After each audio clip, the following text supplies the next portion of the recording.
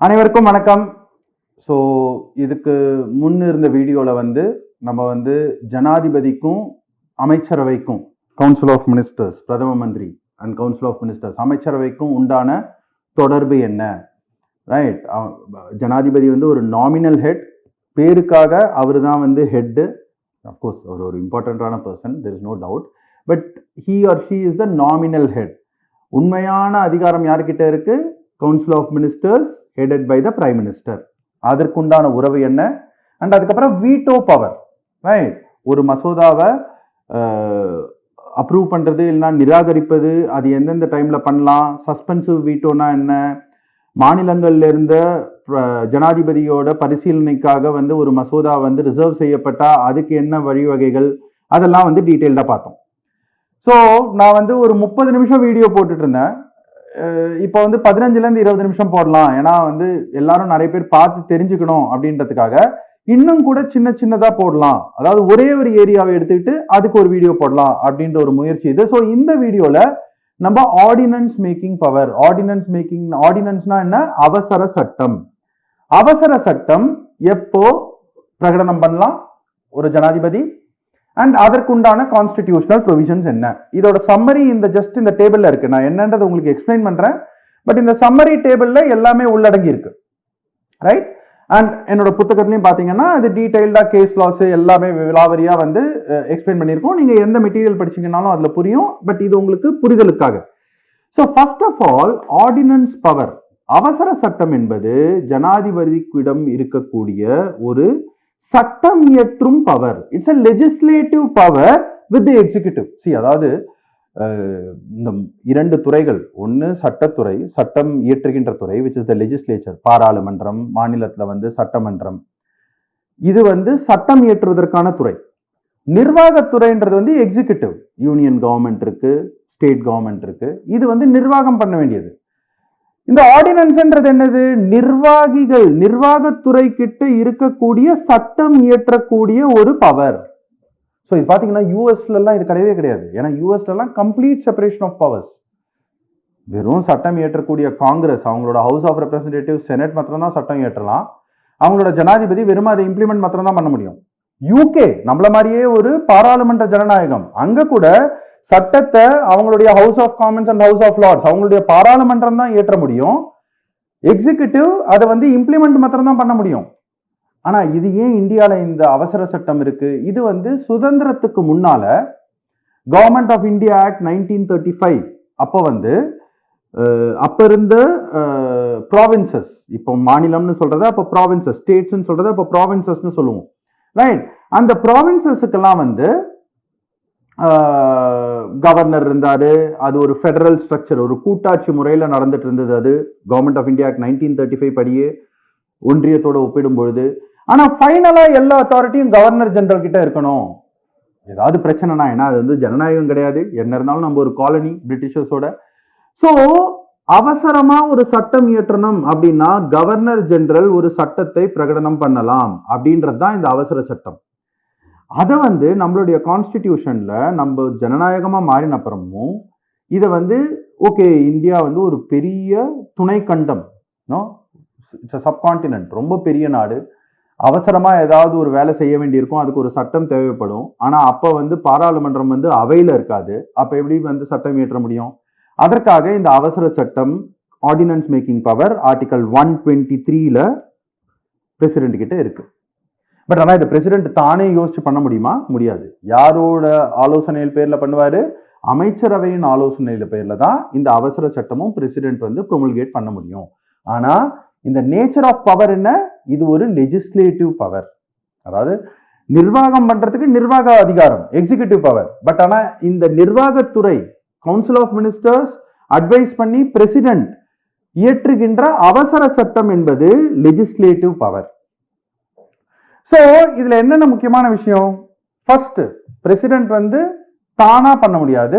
அமைச்சரவையோட பரிந்துரையின் பேர்ல தான் இந்த அவசர சட்டத்தை கொண்டு வர முடியும். அண்ட் எப்போ பண்ணலாம் இதை? when the parliament is not in session. அதாவது இன்னைக்கு தேதியில, இன்னைக்கு நம்ம டிசம்பர் 18ஆம் தேதியில 19ஆம் தேதியில இருக்கும். இன்னைக்கு தேதியில பாராளுமன்ற அவை நடந்துட்டு இருக்கு, பயங்கர அமளியில நடந்துட்டு இருக்கு, அது வேற விஷயம். பட் அவை இருக்கு. இப்போ 2 அவைகளும் அமர்ந்திருக்கின்றன. They are in session. இப்போ அவசர சட்டத்தை கொண்டு வர முடியுமா? முடியாது. ஏன்னா இரு அவைகளும் செஷன்ல இருக்கு. ஸோ 2 அவைகளும் செஷன்ல இல்லாத பொழுது, இல்லைன்னா ஒரு அவை செஷன்ல இல்லாத பொழுதும், அது யூஸ்வலா இந்தியாவில் நடக்கவே நடக்காது. லோக்சபா ராஜ்யசபா ரெண்டுமே ஒன்னா தான் கூடும், ரெண்டுமே ஒன்னா தான் வந்து ப்ரொரோகேஷனுக்கு வரும். அந்த டேர்ம்ஸ் எல்லாம் நம்ம லெஜிஸ்லேச்சர் கிளாஸ்ல டீடைல்டா பார்க்கலாம். பட் இப்ப டிசம்பர் 4ஆம் தேதியிலிருந்து டிசம்பர் 23ஆம் தேதி வரைக்கும், 22ஆம் தேதி வரைக்கும் இந்த குளிர்கால கூட்டத்தொடர் வின்டர் செஷன் நடந்துட்டு இருக்கு. ஸோ இந்த செஷன் நடக்கும்போது அவசர சட்டத்தை கொண்டு முடியாது. ஏன்னா உங்களுக்கு அவ்வளோ அவசரம்னா ஒரு சட்டமா ஏற்றிருக்கீங்க அதை. That is the logic. ஆனா 22ஆம் தேதி டிசம்பருக்கு அப்புறம் அவைகள் வந்து கூட்டத்தொடர்ல இல்லாத பொழுது அவசர சட்டத்தை கொண்டு வரலாம். 2 அவைகளும் இல்லாத ஒரே ஒரு அவை இல்லைன்னா கூட அவசர சட்டத்தை கொண்டு வரலாம். பட் ஸ்டில் பிராக்டிகலி அது நடக்காது. ஆனா கான்ஸ்டிடியூஷன் படி except when both the houses are in session, அதாவது 2 ஹவுஸுமே செஷன்ல இல்ல, இல்லைன்னா ஒரு ஹவுஸ் செஷன்ல இல்ல அப்படின்னா இந்த அவசர சட்டத்தை பிரகடனம் பண்ணலாம், ரைட், ப்ரோமுல்கேட் பண்ணலாம். அதோட வேலிடிட்டி என்ன ஆனா, சரி, அதாவது லெட்ஸ் சே அக்டோபர் 15ஆம் தேதி அவையில இல்ல பார்லிமெண்ட், ஸ்பெஷல் செஷன் செப்டம்பர்லயே முடிஞ்சு போச்சு. அன்னைக்கு அக்டோபர் 15ஆம் தேதி அன்னைக்கு ஒரு அவசர சட்டத்தை பிரகடனம் பண்ணியிருந்தாங்க அப்படின்னா அதோட வேலிடிட்டி என்ன? 6 வாரம். எப்பொழுதிலிருந்து? எப்பொழுது அவை மீண்டும் கூடுகிறதோ அப்பொழுதிலிருந்து. அதாவது இந்த டிசம்பர் 4ஆம் தேதியிலிருந்து 6 வாரம். டிசம்பர் 11, 18, 25, ஜனவரி 1, ஜனவரி 8, ஜனவரி 15. அது ஜனவரி 15 வரைக்கும் வேலிட். அதுக்கப்புறம் அது செல்லுபடியாகாது, ரைட்டுங்களா? ஸோ இந்த வேலிடிட்டி வந்து அது அக்டோபர் 15 இல்ல, அது டிசம்பர் 1ஆம் தேதி ஒரு அவசர சட்டம் பிரகடனம் பண்ணியிருந்தாலும் அதுவும் ஜனவரி 15 வரைக்கும் தான் வேலிட். ஏன்னா இந்த 6 வாரம் எதிலிருந்து கணக்கிடப்படுகிறது? அந்த அவசர சட்டம் கொண்டு வந்த தேதியிலிருந்து கிடையாது. அந்த அவசர சட்டம் கொண்டு வந்ததற்கு பிறகு அவை மீண்டும் எப்பொழுது கூடுகிறதோ அந்நிய தேதியிலிருந்து 6 வாரத்துக்கு இந்த அவசர சட்டம் வேலிட். ஸோ இது எதற்காக? ஏன்னா அவசரமா ஒரு சட்டம் தேவை, அதனாலதான் அது பேரே அவசர சட்டம், ஆர்டினன்ஸ். அதனால அதை ப்ரோமுல்கேட் பண்றாங்க. ஆனா அது பெர்மனண்டா அதே மாதிரி பண்ணிட்டு இருக்க முடியுமா? அப்புறம் எதுக்கு பாராளுமன்றம்? பாராளுமன்றம் தானே சட்டத்தை ஏற்றணும். அதனாலதான் இதுக்கு ஒரு லிமிடெட் வேலிடிட்டி பீரியட் இருக்கு. 6 வாரம் தான் வேலிட், ரைட்? அண்ட் இது வந்து பாராளுமன்றம் ஒரு சட்டமா இயற்ற முடியாத ஒரு விஷயத்தை அவசர சட்டம் மூலமா கொண்டு வரக்கூடாது. இதெல்லாம் தான் கான்ஸ்டிடியூஷன்ல இருக்கிற ரெக்குவயர்மெண்ட்ஸ். பிரசிடென்ட் ப்ரோமுல்கேட் பண்ணுவாரு based on advice of council of ministers. எப்ப பண்ணலாம்? இரு அவைகளும் இல்லைன்னா ஒரு அவை சப்போஸ் கூட்டத்தொடர்ல இல்ல அப்படின்னா இதை பிரகடனம் பண்ணலாம். இதை பிரகடனம் பண்ணா இது எவ்வளவு நாளைக்கு இந்த அவசர சட்டம் செல்லுபடியாகும்? பாராளுமன்றம் மீண்டும் எப்பொழுது கூடுகிறதோ அந்நியிலிருந்து 6 வாரத்திற்கு இது செல்லுபடியாக இருக்கும். இதுல என்ன பிரச்சனைகள் வந்திருக்கு இதுக்கு முன்னால?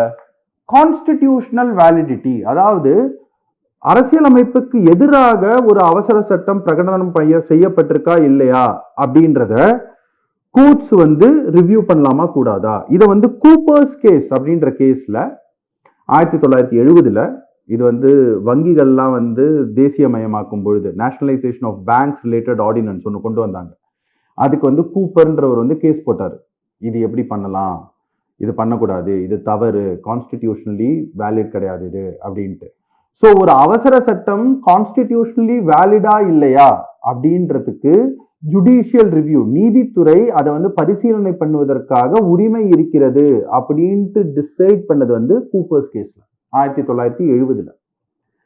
அண்ட் இன்னொரு பெரிய பிரச்சனை இந்த அவசர சட்டத்துல என்ன இருந்தது இதுக்கு முன்னால, ஹோப்ஃபுல்லி இப்ப இன்னுமே அதை செய்ய முடியாது, ஏன்னா அதுக்கும் ஒரு ஜட்மெண்ட் வந்திருக்கு. அதாவது நான் ஒரு ஜஸ்ட் ஒரு ஹைப்போதெட்டிக்கலா ஒரு எக்ஸாம்பிள் சொல்றேங்க உங்களுக்கு புரியறதுக்காக. நான் சொன்னேன் இல்லைங்களா, சப்போஸ் அக்டோபர் 15ஆம் தேதி அன்னைக்கு ஒரு அவசர சட்டம் கொண்டு வந்தாங்கன்னா இன்னைக்கு தேதியில டிசம்பர் 4லேருந்து டிசம்பர் 22 குளிர்கால கூட்டத்தொடர் நடக்குது. பட் இந்த அவசர சட்டம் எது வரைக்கும் வேலிடா இருக்கும்?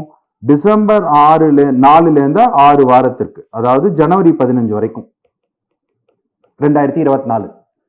பட் பட்ஜெட் கூட்டத்தொடர் லெட்ஸ் அஸ்யூம் ஜனவரி 28ஆம் தேதி ஆரம்பிக்குதுன்னு வச்சுக்கோங்க. ஜனவரி 28ஆம் தேதியிலேருந்து மார்ச் 1ஆம் தேதி வரைக்கும் நடக்குது. சும்மா ஜஸ்ட் ஒரு எக்ஸாம்பிளுக்கு. ஜனவரி 16ஆம் தேதி கூட்டத்தொடர்ல இருக்க அவைகள் இல்ல. அப்ப இதே அவசர சட்டத்தை ஜனவரி 15ஆம் தேதி அது வந்து செல்லுபடி ஆகிறது முடிஞ்சு போயிடும். It will cheese to operate.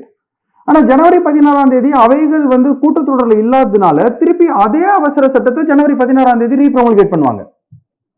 பண்ணலாம், பண்ணிருக்காங்க இதுக்கு முன்னால அந்த மாதிரி. அது எவ்வளவு நாளைக்கு வேலிடு? ஜனவரி 28ல இருந்து 6 வாரத்துக்கு இல்லைங்களா? மீண்டும் அவை எப்பொழுது கூடுகிறதோ அதிலிருந்து 6 வாரத்துக்கு வேலிட். ஸோ ஜனவரி 28ல இருந்து 6 வாரம், பிப்ரவரி 4, பிப்ரவரி 11, பிப்ரவரி 18, பிப்ரவரி 25, மார்ச், பிப்ரவரியில் 28 நாள் தான் இருக்கு. So 3, March 4, March 11. ஸோ இது மார்ச் 11 வரைக்கும் வேலிடா இருக்கும். ஆனா மார்ச் 11ஆம் தேதி சப்போஸ் அதுக்கப்புறம் வந்து மழைக்கால கூட்டத்தொடர், monsoon session, suppose let's say ஜூன்ல தான் ஆரம்பிக்குது, ஜூலைல தான் ஆரம்பிக்குது அப்படின்னா மார்ச் 12ஆம் தேதி மீண்டும் அவையில் இல்ல, கூட்டத்தொடர்ல இல்ல அவைகள். ஸோ மார்ச் 12ஆம் தேதி மீண்டும் அதே அவசர சட்டத்தை சொல்லுவாங்க. இந்த மாதிரி பீகார்ல 13 ஆண்டுகளுக்கு, 4 ஆண்டுகளுக்கு, 5 ஆண்டுகளுக்கு கிட்டத்தட்ட 256 அவசர சட்டத்தை இந்த மாதிரி ரீப்ரமல்கேட் பண்ணிட்டே இருந்தாங்க.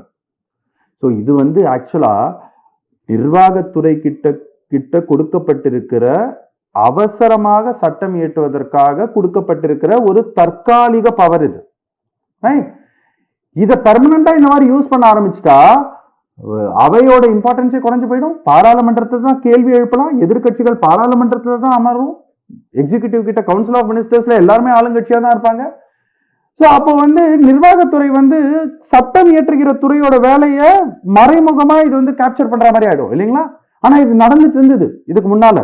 ஆனா 2017 கிருஷ்ணகுமார் சிங் கேஸ் அப்படின்ற ஒரு கேஸ்ல, Krishnakumar Singh versus state of Bihar, இது பீகார் சம்பந்தப்பட்ட ஒரு அவசர சட்டம். 4 ஆண்டுகள் வந்து ரீப்ரமல்கேட் பண்ணி அதுக்கப்புறம் அது செல்லுபடி ஆகாம போய் அதுல இருந்து எங்களுக்கு ரைட்ஸ் உண்டுன்ட்டு ஒருத்தர் வந்து ஒரு ஆசிரியர் வந்து கோர்ட்ஸ்க்கு போய் அந்த ஜட்மெண்டோட கிரக்ஸ் என்ன, மீண்டும் மீண்டும் தேவையில்லாமல் ஒரே அவசர சட்டத்தை பிரகடனம் பண்ணா that is a fraud on the constitution. Repromulgation of an ordinance mechanically without any extraordinary circumstance, தேவையில்லாமல் ஒரே அவசர சட்டத்தை மீண்டும் மீண்டும் பிரகடனம் செய்தால் அது வந்து அரசியலமைப்புக்கு எதிரானது, fraud. அது வந்து அரசியலமைப்பை வந்து நெகேட் பண்ற மாதிரி ஆயிடும். அதனால கோர்ட்ஸ் வந்து அதை ஸ்ட்ரைக் டவுன் பண்ணுவாங்க. ஸோ அதனால இந்த 2017 ஜட்மெண்ட்டுக்கு அப்புறம் எனக்கு தெரிஞ்ச வரைக்கும் மாநிலங்களும் சரி, மத்திய அமைச்சரவையும் சரி, ஒரே அவசர சட்டத்தை மீண்டும் மீண்டும் பிரகடனம் பெறுவதை தவிர்க்கிறார்கள். அது ஒரு நல்ல விஷயம் தான். அப்கோர்ஸ் அதை போதுமான டிஸ்கஷனே, விவாதமே இல்லாம அவைகள்ல பாஸ் பண்ணிட்டா அது ஒரு தனி பிரச்சனை. அதை வந்து நம்ம லெஜிஸ்லேச்சர் கிளாஸ்ல பார்க்கலாம். பட் அட்லீஸ்ட் அவசர சட்டங்கள் மீண்டும் மீண்டும் பிரகடனம் செய்வது இந்த ஜட்மெண்ட்டுக்கு அப்புறம் கண்டிப்பா குறைஞ்சிருக்கு. ஸோ இது வந்து அனாலிசிஸ்.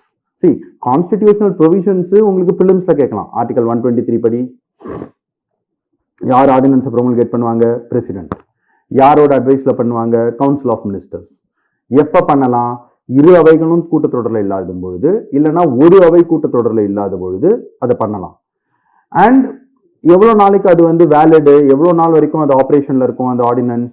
6 வாரம் from the date of reassembly of parliament. இதெல்லாம் தான் வந்து கான்ஸ்டிடியூஷனல் ப்ரொவிஷன்ஸ். பிலிம்ஸ் எக்ஸாம்ல டிஎன்பிஎஸ்சிலையோ யூபிஎஸ்சிலையோ கேட்கறதுக்கான வாய்ப்பு இருக்கு. இதோட அனாலிசிஸ் என்ன, என்னென்ன பிரச்சனைகள் இருந்தது அவசர சட்டம் பொறுத்த வரைக்கும்? ஒன்று வந்து அரசியல் அமைப்பு படி அது வேலிடா இல்லையா, கான்ஸ்டிடியூஷனல் வேலிடிட்டி, அதை வந்து நீதித்துறை பரிசீலனை பண்ணலாம். Judicial review is possible. And அது வந்து தவறாக இருந்தால் அது தவறு என்று ஸ்ட்ரைக் டவுன் பண்ணலாம் அப்படின்றது கூப்பர்ஸ் கேஸ்லயே டிசைட் பண்ணிட்டாங்க 1970. பட் இன்னொரு பிரச்சனை என்ன பல வருடங்களுக்கு இருந்தது அப்படின்னா, நான் உங்களுக்கு ஹைப்போதெட்டிக்கலா சும்மா ஒரு எக்ஸாம்பிளுக்காக நான் போட்டு காமிச்ச மாதிரி, அந்த அவசர சட்டம் முடிகிற அன்னைக்கு சப்போஸ் அவை கூட்டத்தொடர்ல இல்லைன்னா நிறைய வாட்டி அப்படிதான் நடக்கும். ஏன்னா எந்த கூட்டத்தொடருமே, சில கூட்டத்தொடர்கள் தான் பாராளுமன்றத்திலேயே 6 வாரத்துக்கு மேல போகும். முக்கால்வாசி கூட்டத்தொடர்கள்னா 4 வாரம் 3 வாரம். பட்ஜெட் கூட்டத்தொடர் கொஞ்சம் பெரிய கூட்டத்தொடர், கிட்டத்தட்ட 6 வாரத்துக்கு மேல போகலாம். பட் இல்லைன்னா மழைக்கால கூட்டத்தொடர் மான்சூன் செஷனா இருக்கட்டும், குளிர்கால கூட்டத்தொடர் விண்டர் செஷனா இருக்கட்டும், அதே மாதிரி மாநிலங்கள் இருக்கிற, ஏன்னா இதே மாதிரி பவர்ஸ் மாநிலங்களுக்கும் உண்டு. So it's similar provision. நம்ம அதை பார்க்கலாம். ஸ்டேட் எக்ஸிக்யூட்டிவ் வரும்பொழுது, ஸ்டேட் லெஜிஸ்லேச்சர் வரும்பொழுது அங்கெல்லாம் வந்து 6 வாரம் இல்ல 4 வாரம் 3 வாரம் தான் இருந்ததுன்னா, அப்ப அந்த அவசர சட்டம் முடிவுக்கு வரும்பொழுது மீண்டும் கூட்டத்தொடர்ல இருக்காது அவைகள். அப்ப அதையே திருப்பி மறுபிரகடனம் பண்ணுவாங்க, ரீப்ரமல்கேட் பண்ணுவாங்க. இதை செய்வதனால் நிர்வாகத்துறை வந்து சட்டம் இயற்றுகின்ற வேலையை தன்னோட கையில எடுத்துக்கிற மாதிரி ஆயிடும். இது தற்காலிகமாக அவசரமாக இயற்றப்படுவதற்காக கொடுக்கப்பட்ட இந்த ஒரு ப்ரொவிஷனை நிரந்தரமாக மாத்திக்க கூடாது. ஆனா அதை உச்சநீதிமன்றம் கிருஷ்ணகுமார் சிங் கேஸ்ல repromulgation of an ordinance is a fraud on the constitution அப்படின்ட்டு தீர்ப்பு வழங்கியதால் மோஸ்ட்லி இப்போ அதுவும் தவிர்க்கப்படுகிறது. இதுதான் வந்து analysis and supreme court judgments relating to this matter. ரைட்டுங்களா? இப்போ நீங்க டிஎன்பிஎஸ்ல பாத்தீங்கன்னா ஒரு கேள்வி கேட்டிருந்தாங்க, அண்ட் இது வந்து ஒரு pneumonic. President orders food when at least one house not in pigs that will become stale in 6. அதாவது பிரசிடென்ட் ப்ரொமுல்கேட் பண்ணுவாரு ஆர்டினன்ஸை, ஆர்டினன்ஸை எப்போ when at least one house not in the picture, அதாவது not in pigs, இது வந்து சும்மா ரைமிங்கா இருக்கணும், ஈஸியா ஞாபகம் வச்சுக்கிறதுக்காக.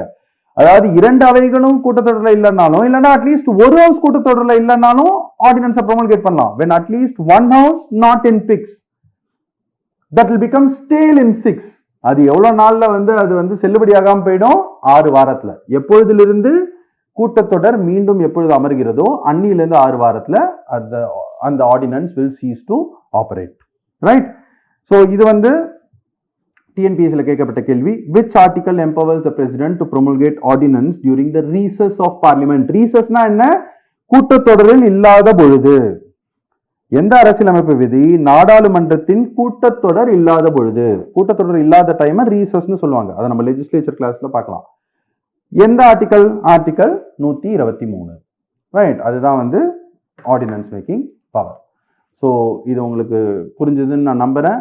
அடுத்த வீடியோல நம்ம பார்டனிங் பவர், ரைட், அதோட என்ன, அதோட கேஸ் லாஸ் என்ன, அதை பத்தி விலாவரியா பார்ப்போம். நன்றி.